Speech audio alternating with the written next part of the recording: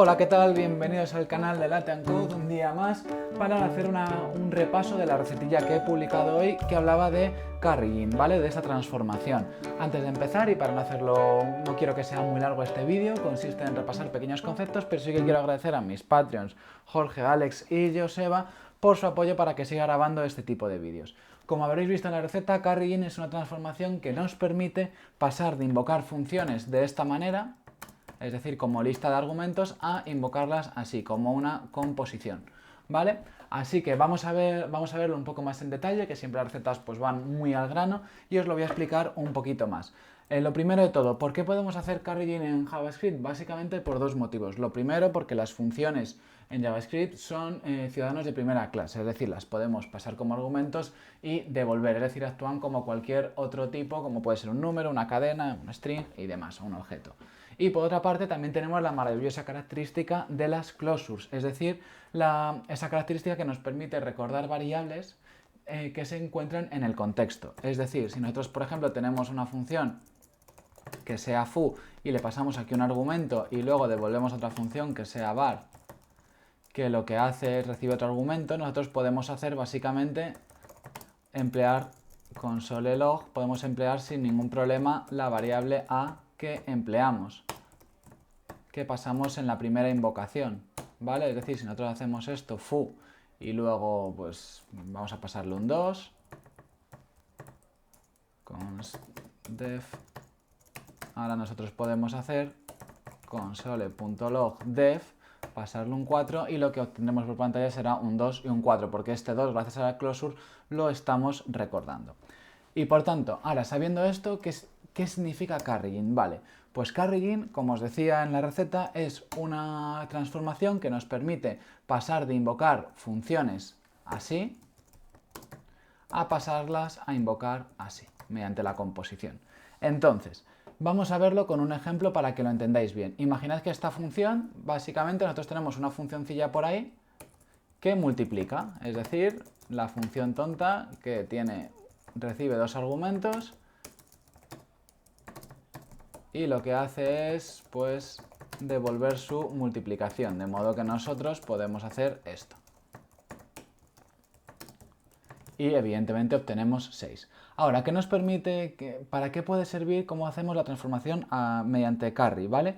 Lo que vamos a hacer va a ser definir una función, que esto viene lo importante, que hace lo siguiente. La función carry recibe una función, gracias a que podemos pasar funciones como argumentos en JavaScript. Y lo que va a hacer va a ser, lo primero, devolver una función que recibe un argumento, o sea, esta f es una función, y ahora a va a representar el primer argumento de la función a la que queremos aplicar la transformación. Y a continuación devolvemos otra función que reciba otro argumento diferente. Y a lo que haremos ahora será devolver a aplicar, gracias a que las closures nos permiten recordar las variables que hemos ido acumulando, la aplicación de la función a la que le hicimos la transformación aplicándole los argumentos a y b. Vale, ahora veremos cómo se usa y qué significado tiene esto. Vale, si os acordáis, nosotros tenemos una función que multiplica, que hace 2 por 3. Ahora, si nosotros queremos obtener su versión tras la transformación de carry, lo que vamos a hacer va a ser esto, carry and multiply, y le aplicamos la transformación a la función. Esto es una función, no estamos haciendo nada, de modo que esto también va a ser una función. ¿Y qué función va a ser? Bueno, pues lo que está devolviendo en la primera invocación, es decir, esto. Es una función que recibe un argumento y que va a devolver otra función. De modo que si ahora nosotros, por ejemplo, quisiéramos obtener una función que duplique valores, pues la podríamos obtener, porque lo único que tendríamos que hacer sería duplicate y pasarle a la función que nos ha devuelto la transformación un 2. De modo que cuando nosotros hacemos esto, lo que estamos obteniendo es esta función que está recordando tanto la función a la que le aplicamos la transformación, que en este caso era multiply, así como el valor que le pasamos a la función transformada, que era un 2. Por tanto, f será multiply y esta ya será un 2. Y de modo que ahora nosotros podemos hacer console.log duplicate 4. Y como veis, obtenemos aquí un 8 en la consola. ¿Qué ventajas tiene esto? Bueno, pues muchísimas. Antes de todo, sí que me gustaría notar que evidentemente esta transformación en este ejemplo está muy limitada, porque solo podemos aplicar la transformación a funciones que reciban dos argumentos. Sin embargo, librerías como Lodas y demás, pues sí que tienen una función para aplicar carry a funciones y que que sí que trabaja con funciones de múltiples argumentos. Para que veáis un poquito cuáles son las ventajas de tener las funciones así partidas en trocitos, es la reutilización. Si os dais cuenta, aquí nosotros ya tenemos una función que nos permite crear multiplicadores. Podemos crear un multiplicador de por 2, pero también podríamos obtener un multiplicador de por 3, triplicate. De modo que básicamente hemos separado en pequeñas piezas esta función que multiplicaba y la podremos reutilizar.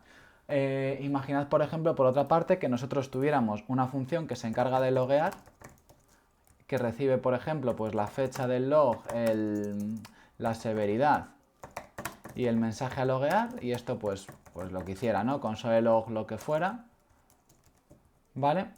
Pero claro, nosotros cada vez que queramos loguear tenemos que especificar la fecha, la severidad y el mensaje. Sin embargo, si nosotros lo tuviéramos, si le pudiéramos aplicar a esta función, voy a borrar esto para que no os despistéis, ¿vale?